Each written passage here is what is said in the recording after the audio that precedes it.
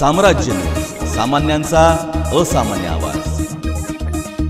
सोलापूर शहर व ग्रामीणमधील वाहतूक पोलिसांनी नियमांचे उल्लंघन करणाऱ्या वाहनधारकांना ई चलानद्वारे दंड केला आहे। त्यात शहरातील 1.25 लाख तर ग्रामीणमधील जवळपास 1.5 लाख वाहन चालकांचा समावेश आहे। 10 तारखेपर्यंत त्यांना स्वतःहून दंडाची रक्कम भरता येणार आहे। मुदतीत दंड न भरल्यास संबंधितांवर न्यायालयाच्या माध्यमातून वाहतूक पोलीस दंड वसुलीची कारवाई करणार आहेत। सोलापूर जिल्ह्यातील विविध रस्त्यांवरून प्रवास करताना वाहतूक नियमांचे पालन केले जात नाही। कधी मर्यादेपेक्षा अधिक वेगाने वाहन चालवणे तर कधी मोबाईलवर बोलत वाहन चालवले जाते। लेन कटिंग, हेल्मेट नाही, दुचाकीवरून ट्रिपल सीट प्रवास करणे असेही प्रकार सातत्याने सुरू होत आहेत। त्या वाहनधारकांना इंटरसेप्टर वाहनांद्वारे ई चलानच्या माध्यमातून ऑनलाईन दंड केला जातो। सोलापूर शहर पोलिसांनी 1,21,694 वाहनांवर अशी कारवाई केली आहे।